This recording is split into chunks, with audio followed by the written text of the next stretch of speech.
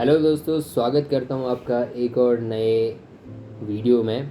Actually हमारी लद्दाख की जो सीरीज़ है वो तो पूरी हो चुकी है, पर हमें लगा कि इसमें कुछ कमी रह गई है या इस पर कुछ और ऐड हमें करना चाहिए, क्योंकि हम वीडियोस के दौरान बहुत सारी चीज़ें आपको बता नहीं सके, बहुत सारी जानकारी आपके साथ शेयर नहीं कर सके। तो एक्चुअली हम एक स्लाइड शो के तौर पर इसको हम लेके आए हैं और आशा करते हैं कि इस वीडियो में दी हुई सारी जानकारियाँ आपको अच्छी लगेंगी और आपके काम आएगी। दोस्तों, ले जाने से पहले आपको कुछ बातों का जानना ज़रूरी है। सबसे पहले में आता है टाइम यहाँ पर मई से अक्टूबर तक का सही है। आपको रेनी सीजन में नहीं जाना है तो आप जुलाई अगस्त थोड़ा सा अवॉइड कर सकते हैं। अगर कनेक्टिविटी की बात करें तो आप लेह मनाली हाईवे से या श्रीनगर हाईवे से यहाँ पहुँच सकते हैं। वैसे अगर आपको टाइम सेव करना है तो आप सीधे बाय एयर भी ले पे लैंड कर सकते हैं। ले पे एयरपोर्ट है, यहाँ से कंटिन्यूसली आपको एयर सर्विस भी मिल जाती है, जिससे आप सीधे ले पहुँच सकते हैं। बट गाइस, थोड़ा सा रुकिए।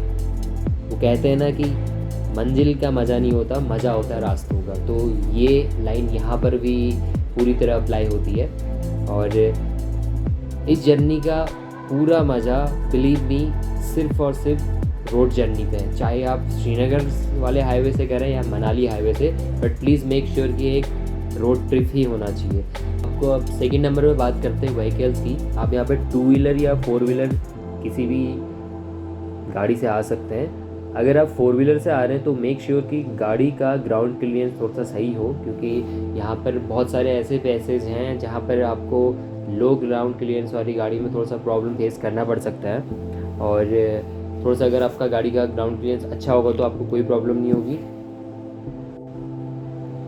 अनदर थिंग, अगर आप 2 व्हीलर या 4 व्हीलर किसी से भी आ रहे हैं तो आपको टैंक फुल करके एक्स्ट्रा पेट्रोल कैरी करना पड़ सकता है या उसकी ज़रूरत आपको पड़ सकती है। बट अगर आप मनाली से निकल रहे हैं और आपको अटल टनल क्रॉस करनी है तो प्लीज़ मेक श्योर कि आप मनाली से एक्स्ट्रा पेट्रोल अपने साथ ना ले जाएं, क्योंकि अटल टनल से आपको किसी भी तरह का विस्फोटक पदार्थ जैसे सिलेंडर है और पेट्रोल वगैरह है, आपको पास करने की इजाज़त नहीं मिलती है। अगर आपके पास वो चीज़ होती है तो वो लोग टनल के बाहर ही उसको रख लेते हैं, तो इससे आपका नुकसान हो सकता है। आप इसको ले पहुंचने से पहले कारू से फिल कर सकते हैं, तब तक का आपका गाड़ी का बैकअप सही रहना चाहिए। आपको उतना पेट्रोल मेंटेन करके चलना चाहिए। पेट्रोल पंप की अगर बात करें तो मनाली के बाद आपको पेट्रोल पंप मिलता है कारू पे, दूसरा पेट्रोल पंप आपको मिलता है लेह पे, और अगर आप खारडुंगला होके नुब्रा वैली की ओर को निकल रहे हैं तो तीसरा पेट्रोल पंप आपको मिलता है नुब्रा वैली पे। मेक श्योर कि आपके पास पैसा कैश फॉर्म पे होना चाहिए, क्योंकि मैक्सिमम जगह पे आपको कैश ही पेड करना पड़ता है। कि अगर आप बाहर से 4 व्हीलर कोई टैक्सी लेके आते हैं तो आपको सिर्फ लेह सिटी तक ही ड्रॉप करेगा। उसके बाद आपको वहाँ पर साइट सीइंग के लिए अगर जाना है तो आपको वहाँ पर लोकल टैक्सी ही हायर करनी पड़ती है। यहाँ पर टैक्सी वालों की ज़बरदस्त यूनियन चलती है और वो बाहर की टैक्सी को बिल्कुल भी अलाउ नहीं करते। वो कहते हैं कि हमारा 6 महीने का काम चलता है तो यहाँ पर सिर्फ हमारी ही गाड़ियाँ चलेंगी। तो मेक श्योर कि आप सिर्फ लेह तक की उसको बुक करना अगर आप बाहर से टैक्सी लेके आ रहे हैं। अदरवाइज़ अगर आप किसी की प्राइवेट कार लेके आ रहे हैं तो उसके ऑनर को उसके साथ होना बहुत ज़रूरी है। मनाली के बाद आपको पहला स्टे दुर्बुक पे मिलता है, दूसरा सरचू पे, और इसके बाद आप तीसरे के लिए सीधे लेह पहुंच सकते हैं। आप दुर्बुक और सरचू पे बजट और लग्जरी स्टे दोनों मिल जाता है आपको। बजट की अगर बात करें तो 300 से 500 रुपये पर पर्सन पे आपको नाइट स्टे मिल जाता है और डिनर आपको 150 से 200 के बीच का चार्ज होता है। वहीं लग्जरी स्टे में यही चीज़ 2000 से 3000 तक पर पर्सन पर नाइट तक चला जाता है। सोचने पर आप ले सिटी में या इसके आउटर पे कारू विलेज में रुक सकते हैं। सिटी में आपको 2000 से 3000 रुपये पर डे पे आपको रूम का रेंट लगभग पड़ जाता है। और वहीं अगर आप आउटर बेस पे स्टे करते हैं, कारू विलेज पे स्टे करते हैं, तो यही चीज़ आपको 1000 से 1200 रुपये में मिल जाती है। तो आप अपने बजट के हिसाब से डेस्टिनेशन चूज कर सकते हैं।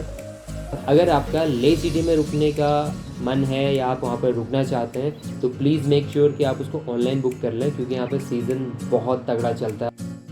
अगर आप बाय रोड आते हैं या फिर आप बाय एयर आते हैं, मेक श्योर कि आप एक दिन का स्टे या फिर अगर आपके पास टाइम है तो आप 2 दिन का स्टे कम से कम ले सिटी में करें। इससे आपकी बॉडी अडेप्ट हो जाएगी और आपको हाइट पे जाने में कोई प्रॉब्लम नहीं होगी।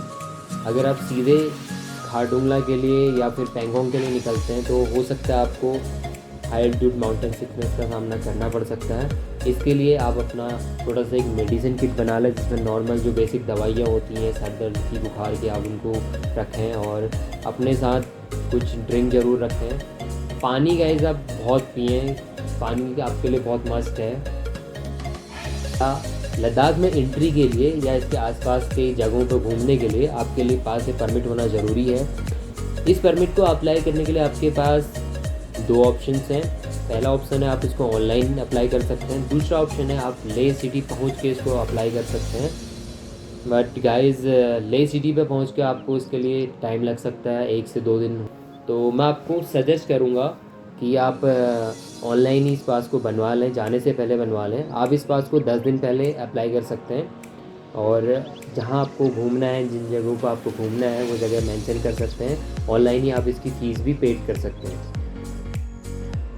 तीसरा और इमरजेंसी का ऑप्शन एक और है, अगर आप इस परमिट को भूल जाते हैं या कहीं ये परमिट मिस हो जाता है तो आप इस परमिट को लोकल टूरिज्म जो कंपनी होती है उनसे आप कांटेक्ट कर सकते हैं, बट आपको उसके लिए एक्स्ट्रा पेड करना होगा। अगर आप किसी भी मौसम में जाएं या किसी भी मंथ में जाएं, आपको गर्म क्लॉथिंग की ज़रूरत पड़ती है, क्योंकि यहाँ पे मौसम का बिल्कुल भी भरोसा नहीं रहता। कभी भी बर्फ़बारी हो सकती है या फिर हाई पास पे हो सकता है आपको भारी बर्फ़बारी का सामना करना पड़ सकता है। तो प्लीज़ मेक श्योर कि आपके पास गर्म कपड़े का एक सेट ज़रूर होना चाहिए, जिसे आप ज़रूरत पड़ने पर निकाल सकें, चाहे आप बाइक पर हो कि गाड़ी पर।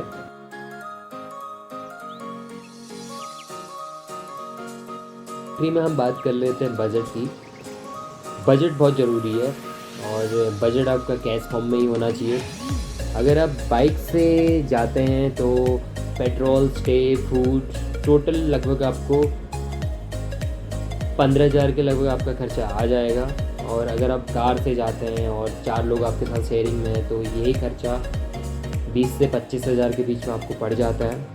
मिनिमम अमाउंट है, ये अमाउंट कम या ज़्यादा हो सकता है टर्म्स एंड कंडीशन के हिसाब से। आप किस तरह का आप फूड लेते हैं, किस तरह का आपने होटल चूज़ किया है, तो ये बजट आप पर भी डिपेंड करेगा। गाइस आई होप कि ये सारी इन्फॉर्मेशन आपकी जर्नी में काम आएगी।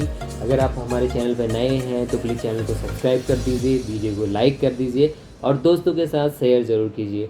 जल्दी मिलते हैं अगले वीडियो पर।